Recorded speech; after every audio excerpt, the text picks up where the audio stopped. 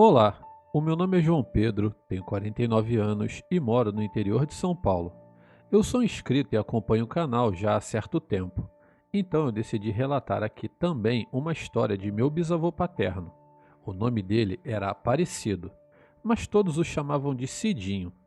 Na época do acontecido, ele trabalhava em uma fazenda no corte de cana. Ele era apenas um molecote de seus 17 anos, mas já trabalhava muito para ajudar no sustento da família de seus pais e seus 9 irmãos. Todos ajudavam na despesa de casa, exceto as crianças, logicamente. Enfim, em um dia de trabalho desses, que pareciam comum para o meu bisavô, chegou na fazenda outra leva de funcionários, mas até aí tudo normal. De uma vez que, quando a produção aumentava, era necessário contratar mais mão de obra para dar conta da demanda. Porém, nessa leva de funcionários, entre homens e mulheres, um deles chamou a atenção de meu bisavô. Era um sujeito franzino de nome Pedro. Ele tinha vindo de Minas Gerais em busca de emprego. O sujeito, apesar de pálido e muito magro, era bem forte e muito trabalhador. Ele não negava serviço. Ele andava sempre cabisbaixo e era de pouquíssimas palavras. Ele fazia o seu trabalho sem reclamar. Na hora das refeições, o mais esquisito era que ele nunca se juntava aos demais para comer. Ele preferia se afastar sempre pelos cantos e nunca os funcionários viam o que ele trazia em sua marmita para comer.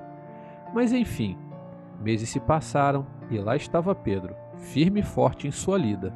Até que certo dia precisaram ficar até mais tarde para entregar uma leva a tempo, pois os caminhões não poderiam partir com a carga abaixo do combinado.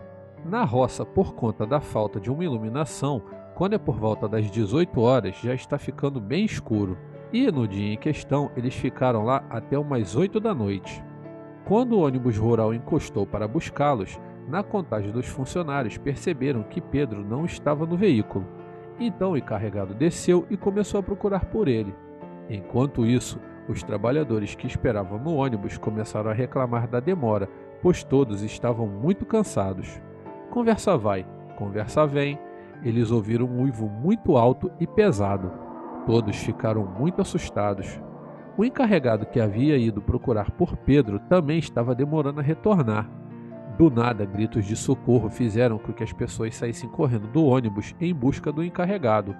Não demorou muito e ele foi encontrado. Ele estava morto, caído de bruços, com seu corpo todo retalhado por cortes que pareciam ser garras de algum animal. Todos ficaram em pânico. Até a polícia ser avisada e chegar no local, ninguém poderia sair dali. Foi uma confusão só. Todos foram ouvidos e o corpo foi levado para o IML.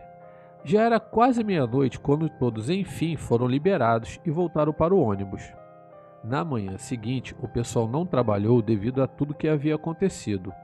No outro dia, quando retornaram ao trabalho, encontraram Pedro e perguntaram a ele onde ele estava na noite do ocorrido, se ele não tinha visto nada de estranho por lá. Pedro respondeu que havia pego uma carona com um conhecido e por isso não estava no ônibus. Meu bisavô achou aquilo muito estranho, pois nenhum dos funcionários ali ia trabalhar de carro, até mesmo por conta das estradas de terra serem horríveis para dirigir. Um mês após a morte ocorrida na colônia de funcionários, em uma noite fria, alguns homens jogavam baralho e bebiam uma pinguinha sentados na rua embaixo de uma árvore, quando eles começaram a ouvir passos como os de um cavalo se aproximando.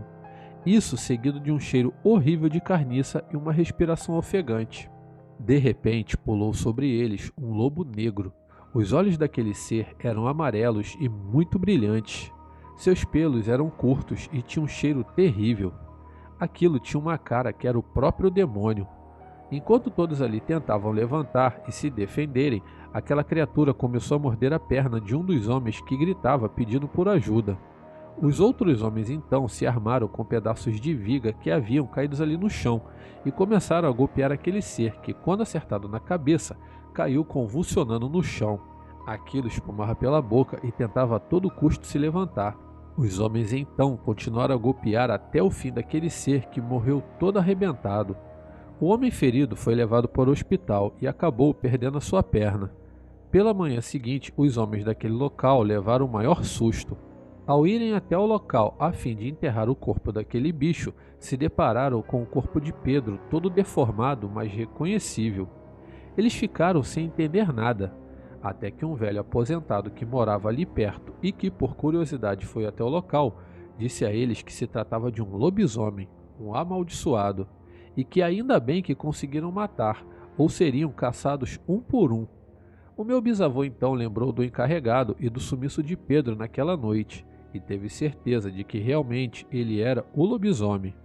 Enfim, amigos, depois disso tudo o pessoal ficou esperto quando chegavam novos funcionários, e qualquer atitude suspeita eles davam um jeito de ficar observando a pessoa até poder descartar a hipótese de que pudesse ser outro lobisomem.